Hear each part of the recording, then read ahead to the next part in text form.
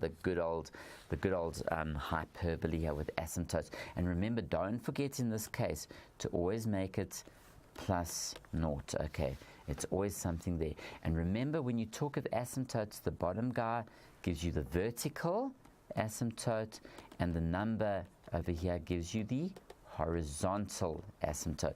So what are the asymptotes? Very simply put, the vertical, you say x plus 1 equals naught, so x is minus 1. In fact, it's undefined there, and that's why it's always a vertical axis. The graph will never ever cut across that there. It's undefined for minus 1, so there's a vertical asymptote. And what's the horizontal? Is y equals that number naught there. Okay, so watch out for that. Okay, 4.2, guys, let's sketch the graph of f indicating the coordinates of the y-intercept as well as the asymptotes. Now this is very easy to do. What I'm going to do is I'm going to show you how to draw this. We've got y equals 2 over x plus 1. Okay, now remember, this is the vertical asymptote, minus 1, and y equals naught is that's the x-axis, is your horizontal. Now what I would suggest you do, that's minus 1 there. Okay, let's pick two values to the right of the asymptote and two values to the left. So that's going to be negative 2 and negative 3. Okay, so if x is naught, what's 2 over naught plus 1 is 2, so that will give you naught 2. And then if x is 1, what would that give us? Let's have a look. Okay, so I'm going to erase that there, and let's see. If x is going to be 1, what would that give us there? If x is 1, well, it's 2 over 2, which is 1. Okay, and then if x is going to be negative 2, let's have a look at if x is negative 2, 2 over negative 2 plus 1 is 2 over negative 1, which is negative 2 there. So that goes to negative 2, so it's negative 2, negative 2, and then what about negative 3? 2 over negative 3 plus 1, which is 2 over negative 2, which is negative 1. And once you've got that, you've got your points, you simply draw in the branches, your asymptotes, and there you've got it. Okay, no problem there. Okay, determine graphically the values of x for which 2 over x minus x plus 1 is greater than or equal to 1. Okay, very simply, we're going to use the graph. Now what I'm going to suggest you do is I want you to draw in the line y equals 1. So that's, remember, this is x equals minus 1, and we draw in y equals 1. And we want to know where's the hyperbola above 1, and that's going to be in this region, that piece there. So all we need to do is we need to get that value there, where y is 1. Now how do we do that? Well, if you take the equation y equals 2 over x plus 1, if you let the y be 1, now watch this. Very simply put, very easy, you simply solve for x, multiply both sides by x plus 1, so you get 1 times x plus 1 is x plus 1 is 2, so x is going to be equal to 1, so that's at 1 there. Okay, and then remember, this is minus 1 there. Now where is the hyperbola going to be above y, the line y equals 1 as well? It's from, if you think about it carefully, let's just write that in. It's going to give you from minus 1 to, and I'm going to write that up top there. Let's just erase all that mess there. So you can see it's going to be from minus 1 to 1. Now why is that so? Okay, why is that so? Well, from minus 1 to 1, the hyperbola is above. But remember, we're not including the negative 1 because that's an asymptote there. But at 1, it equals it there. So there is your solution. Okay, where you use graphs to find out where the one graph is above the other. Very cool. State the domain of f. Remember, that's all the x values on the graph. Well, how do we do that? The domain is from minus infinity to infinity, but we only have one x value which is not allowed, and that's x is minus 1 there. Now I've got a very nice question involving parabolas in line. Let's have a look at this one. Haha, this is good.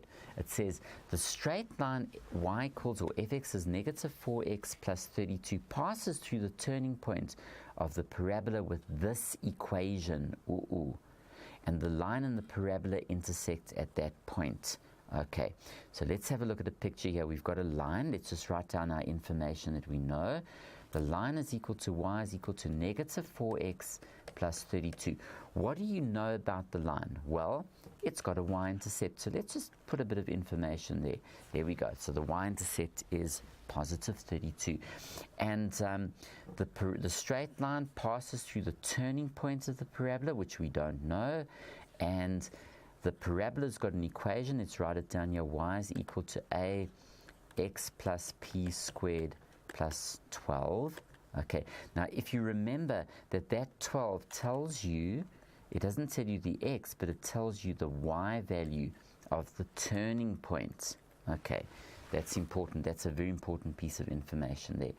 And then the parabola and the line intersect at 7 and 4. And the first question, if you have a look, they're going to ask us to determine the coordinates of D. Okay, the turning point. Now watch how easy this is if you think about it carefully. Well, we've got that as, this is the point 0, 32, which lies on the line. The line is y is equal to negative 4x plus 32. The parabola's equation, if you think about that, is, let's write that down, plus 12. And we've got the line. Now, we know, if you think about on this line, we don't know what the x is, but we've got the 12 is the y value of the turning point. Now that point D lies on the line. Now, to get the turning point, all I need is x here, but that point D lies on the line. So what you simply need to do is take that point, that's the y, and sub it into the line. Y is equal to 12 is equal to negative 4x plus 32. So let's solve for x. So that's going to give you, if you take, that's 32 minus 12 is 20. So x is equal to 5 there. And that looks correct because that x value is 7. So there it is. So the turning point is going to be, if you look at point D, is going to be x is 5 and y is equal to 12. And that's the coordinates of the turning point. Quite a different one where you sub in points into the equation. That point D lies on the line, so, and it has a y value of 12, so it works brilliantly. Determine the equation of G. Okay, now how on earth are we going to do that? The equation of the parabola. Okay, and there we go. So we've got our, let's just write down what we have. Okay, so this is 5 and, let's just go there quickly, 5 and 12, that's 32 there, and we've got a point there. So now, to get the equation of the parabola, it looks like this. Very, very simply put, we've got there, if we take that, we can see that this is the P, so we can put in the P there. Remember, that's P and Q, and we put in the 5, okay.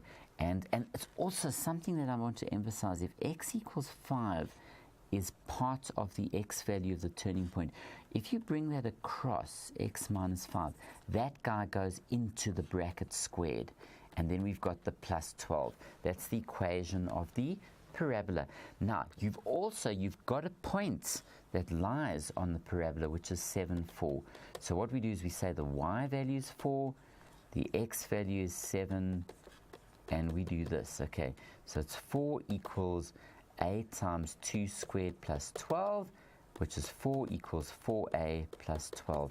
And then if you look at this, we've got negative 4a is equal to 12 minus 4 is 8. So a comes to negative 2. So what is your equation of the parabola? Negative 2, and remember it's x minus 5 squared plus 12.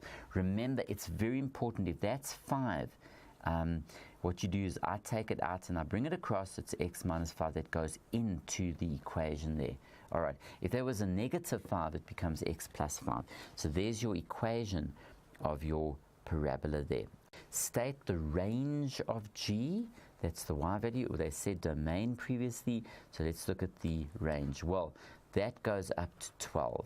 Okay, so that's pretty cool. It goes up to 12 and down. So the range is going to be simply, look at this, y goes up, the range goes from there to there, and it comes from negative infinity all the way up to 12.